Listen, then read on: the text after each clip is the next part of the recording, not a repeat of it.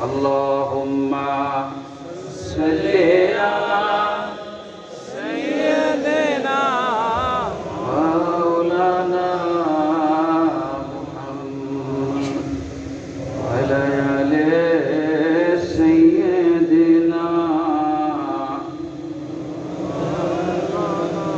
আল্লাহুম্মা সাল্লি আলা সাইয়্যিদিনা মাওলানা মুহাম্মদ ওয়া আলা আলি সাইয়্যিদিনা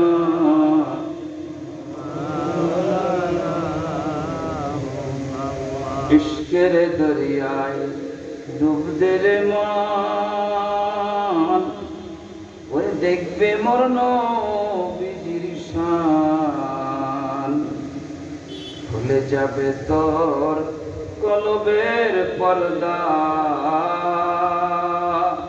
সফল হবে দো জাহান আল্লাহুম্মা সাল্লি আলা সাইয়্যিদিনা মাওলানা মুহাম্মদ ওয়া আলা আলি সাইয়্যিদিনা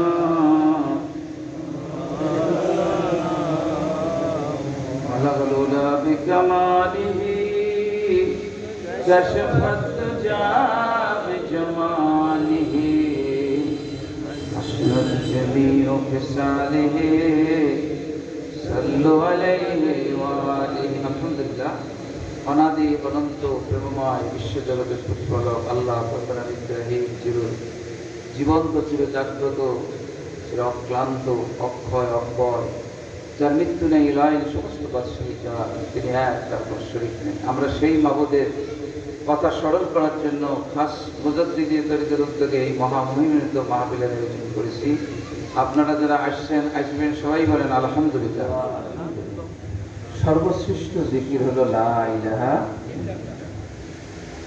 মুজাদ্দিদ আল বিশারি শেখ মুহাম্মদ ফারুক সাইয়্যিদি রাহমাতুল্লাহ বলেছেন যদি সমস্ত পৃথিবীর যত মানুষ আছে সে কাফের হোক মুশরিক হোক যে জাতি যত মাখলুকাত আছে সবাই যদি একবার বলে ঈমানের সাথে লা ইলাহা ইল্লাল্লাহু মুহাম্মাদুর ফাদাখাল সবাই বেহেশতে চলে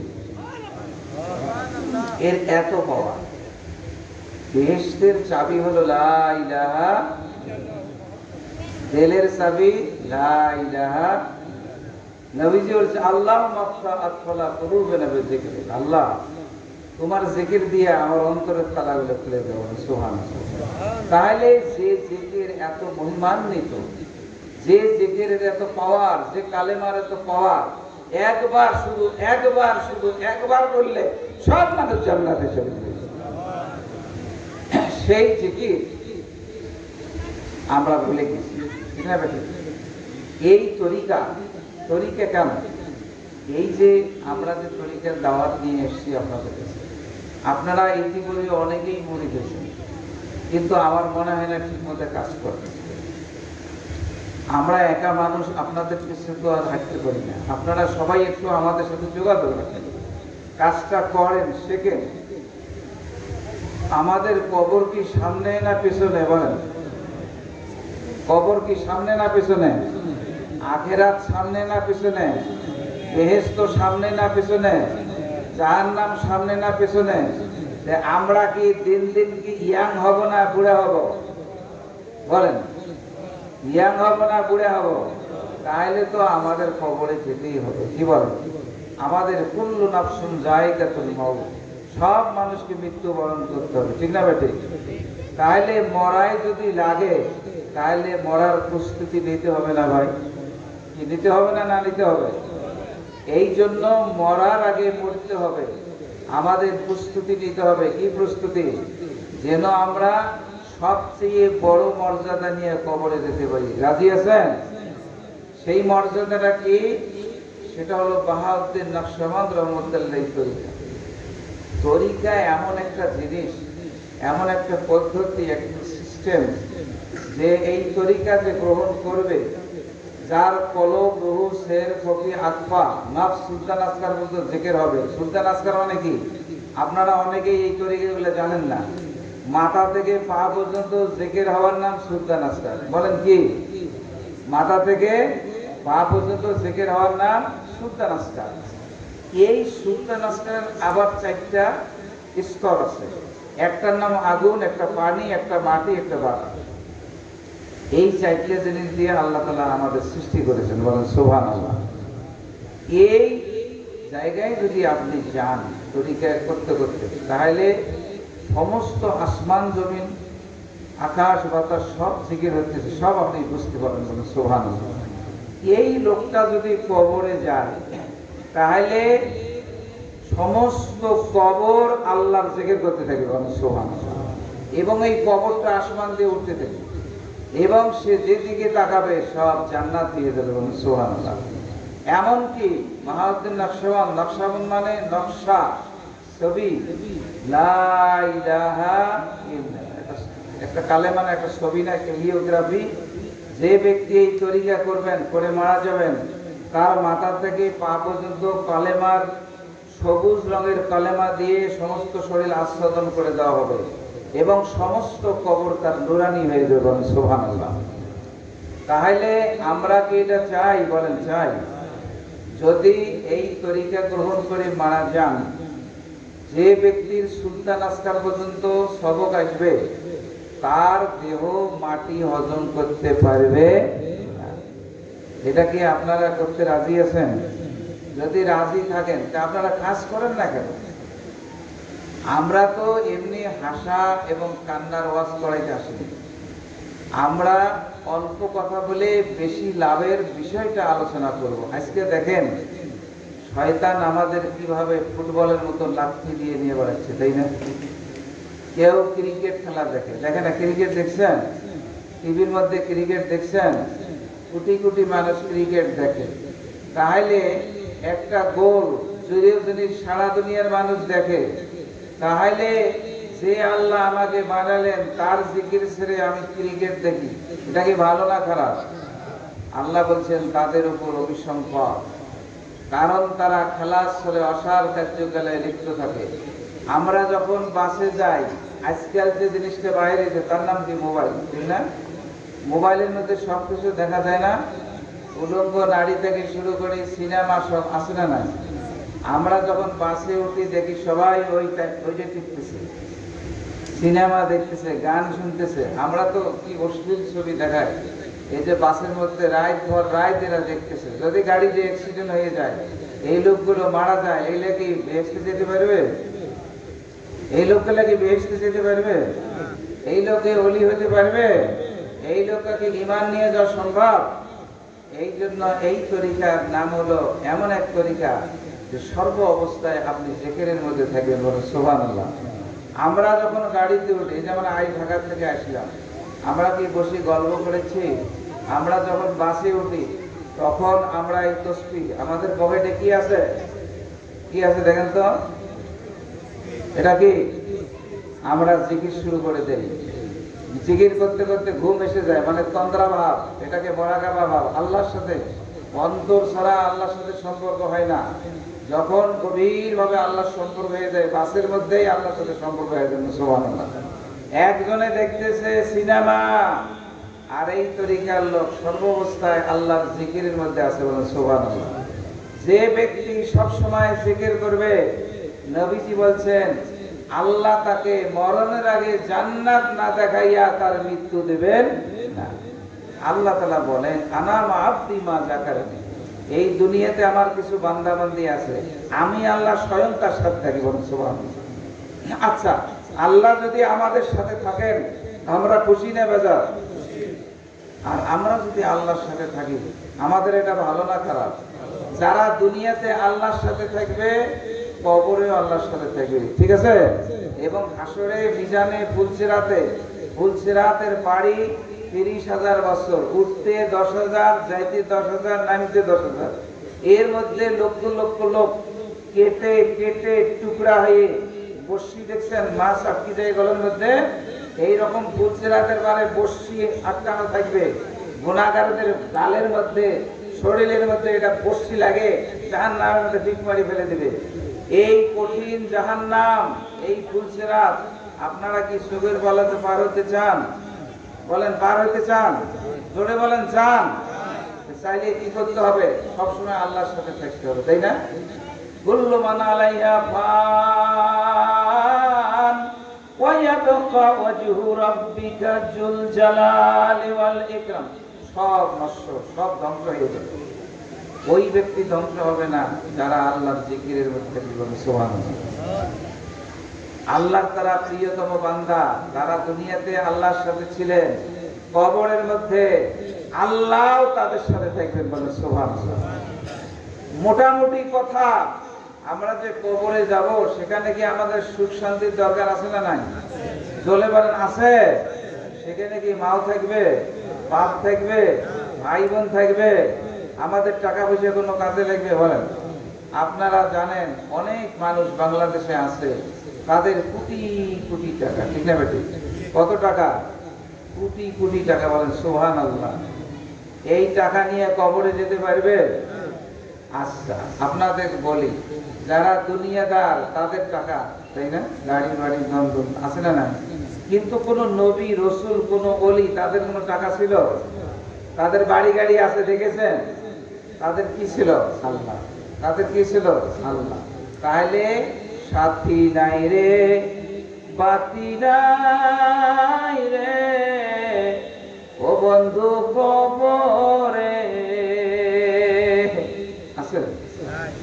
সাথী আছে? ওরে তোর জানাই রে, জানলা নাই রে, যেই ঘরে কেউ নাই, কে থাকবে? জোরে বলেন, কে থাকবে? যদি আল্লাহ কবরে থাকে আর কোনো ভয়ের কিছু আছে? আল্লাহ বলছেন যারা ওলি, আলা ইন্না আউলিয়া আল্লাহ লা খাউফুন আলাইহিম ওয়া লা হুম ইয়াহজানুন, যারা আমার ওলি তাদের কোনো ভয় নেই। আমরা আল্লাহ তাদের অভয় দিয়েছে, তারা কারা বলেন তো? ওলি। বলেন তারা কারা? তারা কারা বলেন? ওলি। ওলিদের কাজ কি? সব সময় আল্লাহর জিকির করা, বলেন সুবহানাল্লাহ। তাহলে মিরকাত শরীফে বলা হয়েছে আইন্না যিকরাহু আল মাকসুদ, সমস্ত ইবাদতের মাসলা হলো জিকির, আর অন্য অন্য ইবাদত হলো তার ওসিলা। তাহলে সমস্ত ইবাদতের বাদশা কে? বলেন তো কে? ইমাম মালিক রহমতুল্লাহ বলেছেন, আমার কাছে এমন একটা হাদিস এসেছে, যে ব্যক্তি আল্লাহর জিকির করে সে হলো ধর্মযোদ্ধা, বলেন সুবহানাল্লাহ। যে জিকির করে না সে ধর্মযুদ্ধ থেকে পালায়ন পর কাপুরুষ। তাহলে আমরা অনেকেই কাপুরুষ। কেন কাপুরুষ? আমরা অনেকেই তরিকে দিছি, ওই নেওয়াই শেষ, আর কাজ করি না, ঠিক না বেটে? তাহলে এটা পুরুষ হলো না কাপুরুষ হলো? বলেন। শয়তান আমাদেরকে ধ্বংস করে দিয়েছে এবং দেবে। যখন মারা যাবেন তখন আমরা অন্ধ হয়ে যাব। মান আরাদা আন যিকরি ফাইন্না লাহু মাঈশাতান দানকা ওয়া নাহশুরু ইয়াওমাল কিয়ামাতি আমা। আল্লাহ অন্য ইবাদতের কথা বলেন নাই, জিকিরের কথা বলছেন। যে ব্যক্তি আমার জিকির করবে না, এইভাবে মারা যাবে, তারা হাসরের ময়দানে অন্ধ হয়ে যাবে। আপনারা কি চান আমরা অন্ধ হই? বলেন আমরা চাই অন্ধ হই? একটা মরা মানুষ জিন্দা করা নবীদের কাজ, ঠিক না বেটি? কার কাজ? একটা মরা মানুষ নবীরা জিন্দা করতে পারতেন, ঠিক না? কি বলি জিন্দা করতেন? কুম বিসমিল্লাহ, আল্লাহর নামের উপর জিন্দা হবে, সুবহানাল্লাহ। কার নামে জিকির হবে? আল্লাহর নামে। কিন্তু বর্তমান যুগে আমাদের নবীজির পরে কোনো নবী আসবেন না, কোন রসুল আসবেন না, কিন্তু মরা মানুষ জিন্দা না, মরা দিলকে জিন্দা করবে আল্লাহর ওলিরা, বলেন সুবহানাল্লাহ। আপনাদের বিশ্বাস হয় কথা? এই কলম আপনারা আমাদের হুজুর এখানে আসছে, জনাব মোহাম্মদ শামীম আক্তার সাহেব মাদ্রাজিল, এছাড়া এই মাহফিলের অনেক বড় আউলিয়ারা অনেকেই আসছে এখানে। আপনি যদি মুরিদ না হয়ে থাকেন, মুরিদ হওয়ার পরে যদি 40টা দিন, আমি আপনাদেরকে বলতেছি যে ভাই হিসেবে 40টা দিন যদি আপনি এই তরিকার নিয়ম অনুযায়ী কাজ করেন, আপনার কলব জিন্দা হয়ে যাবে। কি হয়ে যাবে? জিন্দা। তাহলে যে ব্যক্তির কলব জিন্দা হবে সেই মাত্র হেদায়েত প্রাপ্ত লোক, বলেন সুবহানাল্লাহ। যার কলব জিন্দা সে হেদায়েত কেবল পাইল। কে বলছে কথা? আল্লাহ। আফামান শারাহাল্লাহু সাদরাহু লিল ইসলাম ফাহুয়া আলা নূরিম মির রাব্বিহি। আল্লাহ বলেন আমি যার বক্ষ দেশকে, এই বক্ষের মধ্যে 5টা লতিফা আছে, মারিফাতের সমুদ্র, বলেন সুবহানাল্লাহ। নবীজি বলছেন আত-তাকওয়া হাহুনা ওয়া ইউশিরু ইলা সাদরিহি সালাসা মিরারান। তাকওয়া হলো এইখানে বক্ষে 5টা লতিফা আছে। কয়টা? আমাদের আঙ্গুল কয়টা? জোরে বলেন কয়টা? ইসলামের স্তম্ভ কয়টা? 5টা। এই বক্ষের মধ্যে 5টা লতিফা আছে। একটা হলো কলব, একটা রুহু, একটা শের, একটা কবি, একটা আত্মা। আচ্ছা বলেন তো, পৃথিবীর কোন মানুষ, কোন বিজ্ঞানিক, কোন দার্শনিক এই কলব জারি করে দিতে পারবে? বলে জারি করে দিতে পারবে? ধরুন মুসা আলাইহিস সালাম যখন আমাল সাগর পার হয়ে গেলেন তার উম্মতকে নিয়ে, 70,000 বনি ইসরায়েলকে, শুধু লাঠি দিয়ে একটা পানিতে বাড়ি মারছেন, অমনি 12টা রাস্তা হয়ে গেছে, বলে সুবহানাল্লাহ। এই পৃথিবীর, I believe in man like Muhammad, the universe is ruled by mind. পৃথিবীর কোনো পদ্ধতি, নিয়ম, সিস্টেম, কোনো বৈজ্ঞানিক, দার্শনিক, কোনো কবি, মহাকবি, কোনো মহাশক্তি রাষ্ট্র এরকম করতে পারছে আজ পর্যন্ত? আজ থেকে 5,000 বছর আগে মুসা আলাইহিস সালাম করেছেন, শুধু একটা লাঠি দিয়ে বাড়ি মারছে আর সাগর দুখণ্ডিত হয়ে গেছে, বলে সুবহানাল্লাহ। এই শক্তি কার? ধরে বলেন কার? খাজা মাইনুদ্দিন চিশতি আজমিরি সেঞ্জুরি যখন আজমির শরীফে আসলেন, আজকে দেখেন ভারতের অবস্থা, মুসলমানের মসজিদ ভাঙি মন্দির বানায়, ঠিক না? আর ফিলিস্তিনের যাদের বাড়ি তাদের গুলি করে মেরে ফেলেছে। আমেরিকা একদিকে কয় বন্ধ করো বন্ধ করো, আর একদিকে কয় মারো মারো মারো, সব মেরে ফেলা। কত বড় ইন্টারন্যাশনাল মুনাফিক, ঠিক না বেটে? সবগুলোর একদিন শেষ করে নিতে হবে। খাজা মাইনুদ্দিন চিশতির মতন মানুষ, মুজাদ্দেদ আল-বিসরি রহমাতুল্লাহর মতন এত বড় আউলিয়া যদি আজকে থাকতো, পৃথিবীর কোন শক্তি আছে তাদের সামনে দাঁড়াবেন? ছিল না। মাইনুদ্দিন চিশতি রহমাতুল্লাহ, আপনারা একটা ঘটনা বলি, এটা জানেন আপনারা? ওনার এত বড় পাওয়ার ছিল, ওনার আধ্যাত্মিক শক্তি। উনি নিকশ কালো পাহাড়ের দিকে তাকালে পাহাড়ে আগুন ধরে যেত, এবং এত বড় শক্তি পৃথিবীরাজ। আজকে ওই রাজস্থানের যে গভর্নমেন্ট, তিনি হলো কাট্টা হিন্দু। তখনকার সময় পৃথিবীরাজ এইরকম ছিল। খাজা মাইনুদ্দিন চিশতি বললেন, এক বন্যা পানি নিয়ে আসুন। হুজুর পানি আনা যাবে না। কেন? যে পানি আনলে আমাদেরকে হত্যা করবে, যেভাবে একটু পানি নিয়ে আসুন। আনলেন, পানি আনার সাথে সাথে আজমির প্রদেশের, রাজস্থান প্রদেশের যত পানি, নদী, নালা, গাভীর দুধ, মায়ের দুধ, ডাবের পানি সব শুকিয়ে গিয়ে মরুভূমি হয়ে গেল। সুবহানাল্লাহ। পানি ছাড়া মানুষ বাঁচতে পারে? আরো যুদ্ধের দরকার আছে। পানি নাই, যুদ্ধ শেষ। এখন পৃথিবীরাজ আজকে পায়ে করছে, হুজুর আমার মাফ করে দেন, মাফ করে দিলাম, যাও। 95 লক্ষ বিধর্মী মুসলমান হয়েছে। কি আপনাদের জানা আছে? এটা কি আছে জানা? তাহলে হযরত সানাউল্লাহ পানিপতি রহমতুল্লাহ বলেছেন তাসাউফ তত্ত্বের কিতাবের মধ্যে, যে সারা পৃথিবীর যত মানুষ আছে তার আমলনামা যদি এক পাল্লায় দেওয়া যায়, আর একজন ওলির আমলনামা এক পাল্লায় দেওয়া যায়, তাহলে আল্লাহর ওলির আমলনামার ওজন বেশি হয়ে যাবে, বলেন সুবহানাল্লাহ। কি কারণটা বলেন তো? আর একদিন আয়েশা সিদ্দিকা রাদিয়াল্লাহু রাতের অন্ধকারে নবীজির সঙ্গে পায়চারি করতেছেন। আয়েশা বললেন, ইয়া রাসূলুল্লাহ, এই আকাশের বিশাল একটা নক্ষত্র, এই রকম উজ্জ্বল পুণ্য কি আপনার কোন উম্মতের আছে? বলে আছে। তিনি হলেন উমর। তারপর বললেন, সমস্ত আকাশে যত নক্ষত্র আছে এত পুণ্য কি আপনার কোন উম্মতের আছে? বলে হ্যাঁ আছে। তিনি কে? তিনি উমর। তখন ওনার মন খারাপ হলো, যে আমার বাবার কথা তো বললেন না। কি বলেন? আমার বাবার কথা। তখন আয়েশা বললেন, ইয়া রাসূলুল্লাহ, উমরের কথা তো বললেন, আমার বাবার কথা বললেন না। সংক্ষেপে বলতেছে, নবীজি বললেন, আয়েশা রে, উমরের সারা জীবনের পুণ্য যদি এক পাল্লায় দাও, তোমার বাবার একটা পুণ্য যদি এক পাল্লায় দাও, তোমার বাবার পুণ্যের ওজন বেশি হয়ে যাবে। এর কি কারণ? এর কারণ সোহবত। সোহবত, নবীজির সোহবতের পূর্ণ সাথী কে ছিলেন? জবলে সুরের মধ্যে যে নবীজি হিজরত করতে আত্মগোপন করছিলেন, সেখানে সাথী কে ছিলেন? কে ছিলেন? আবু বকর। এই সঙ্গী থাকার কারণে তার আমল দুনিয়ার মধ্যে শ্রেষ্ঠ, বলেন সুবহানাল্লাহ। এই জন্য সানাউল্লাহ পানাবতী রহমতুল্লাহ বলছেন, একজন ওলির আমল ওজন করলে সারা পৃথিবীর মানুষ আমলের চেয়ে দাম বেশি হবে। কেন এটা হচ্ছে? এই কথাটা আপনাদের জানার জন্য হুজুর সাহেব আমাদের কাছে আসছেন। সেটা হলো এই যে কলবটা, এই যে কলব, মান্না গুঞ্জাম দর জমিন ও আসমান, নেকি গুঞ্জাম দর কুলুবে মুমিনা। আল্লাহ রূপক কথায় বলতেছেন জালালউদ্দিন নবী, যে সারা দুনিয়া কোথাও আমার জায়গা হয় না। আল্লাহ কয় আমার জায়গা হয় আমার মুমিনের বান্দাবাদের অন্তরে, বলেন সুবহানাল্লাহ। কি পাওয়া এখানে! যদি আল্লাহ আল্লাহ জিকির করেন, আমরা যে 25,000 বার জিকির দিয়েছি প্রথম অবস্থায় কলবে, তার কলবটা জিন্দা হবে। কলবকে বলা হয়েছে হাকিকাতে জামিয়া।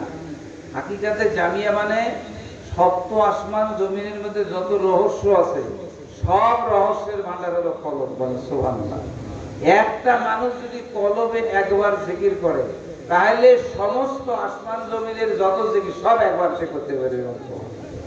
এই জন্য হাজরাতুল কুদসের মধ্যে একটা কথা বলা হয়েছে, এই কিতাবের মধ্যে একটা ফোঁটা, একটা বিন্দুর যে পাওয়ার, এই পাওয়ার এক পাল্লায় দিলে, সমস্ত আসমান জমিন এক পাল্লায় দিলে একটা ফোঁটার দাম বেশি হয়ে যাবে। সুবহানাল্লাহ।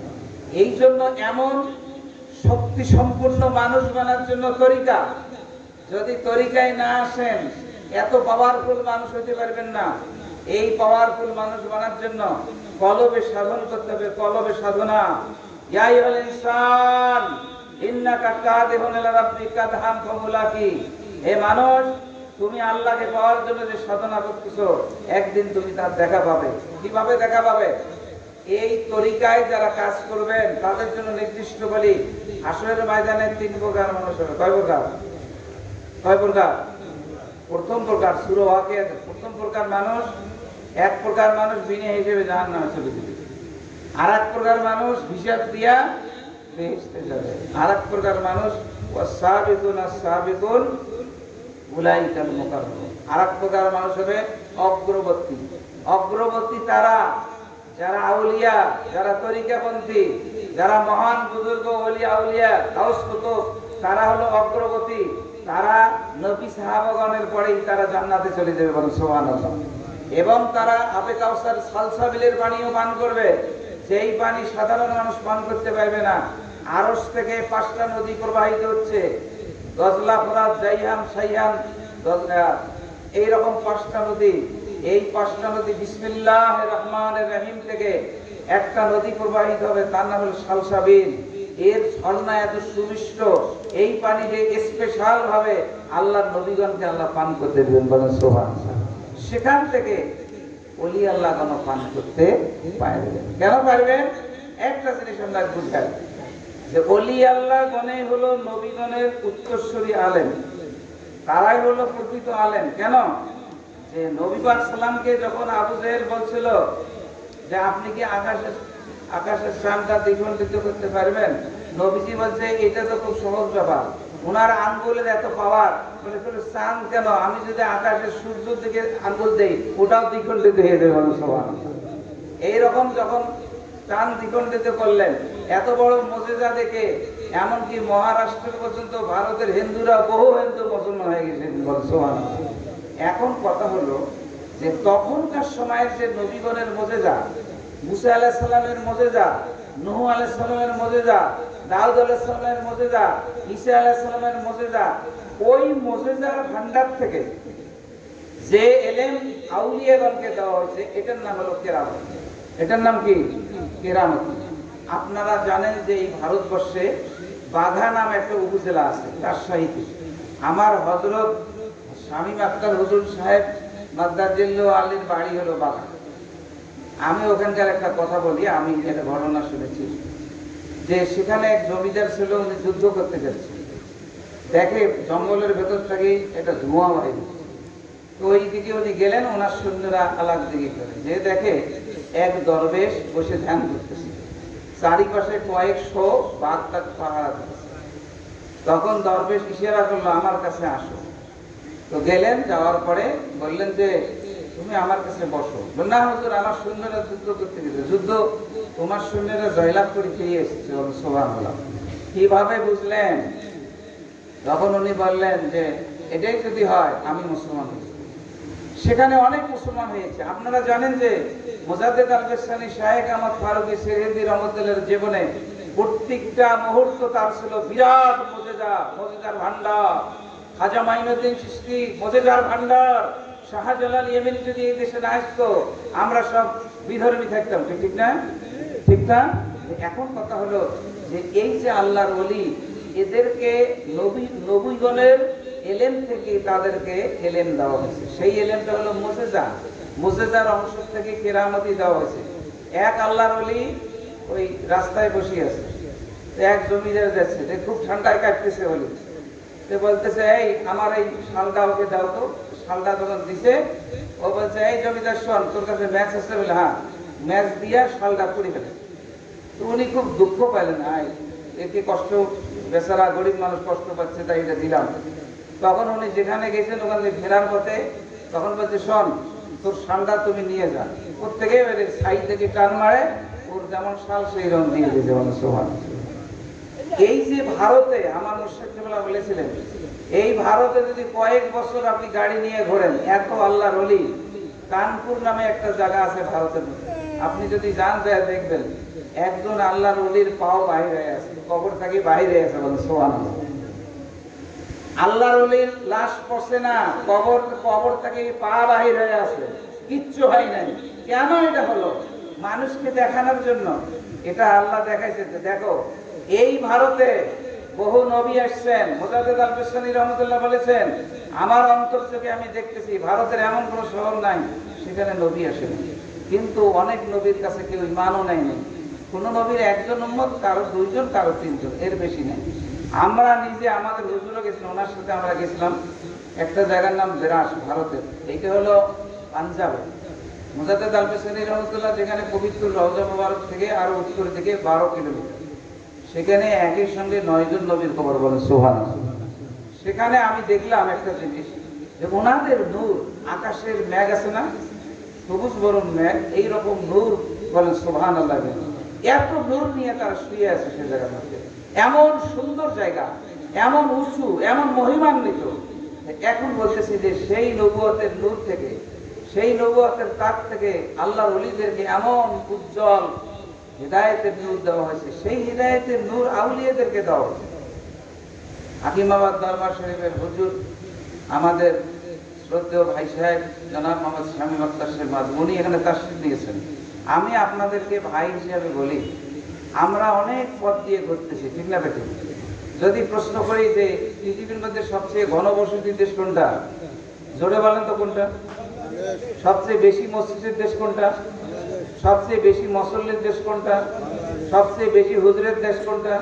সবচেয়ে বেশি মাদ্রাসা কোন দেশে? সবচেয়ে বেশি মাহফিল কোন দেশে? এত কিছু হওয়ার পরে এই বাংলাদেশের মানুষের কি চরিত্র বদলিতেছে না বেশি দিন দিন খারাপ হচ্ছে? কোনটা? এর মূল কারণ আমরা বলতেছি যে কালবি ইলমটা অনুপস্থিত। যদি আল্লাহ তাআলা বলছেন, নবী বলছেন আলা ইন্না ফিল জাসাদি মুদগাতান ইযা সালুহাত যত করলো, নবীজি বলছেন, নবীজির কথা কি সত্য না মিথ্যা? বলেন সত্য না মিথ্যা? নবীজি বলতেছেন যার কলব শুদ্ধ তার গোটা শরীরে শুদ্ধ। আমাদের সমাজে মসজিদ মাদ্রাসা সবই আছে, ওয়াজ লেকচার হুজুর সব আছে, কিন্তু সব হুজুরগুলোর এলেম কালামও আছে।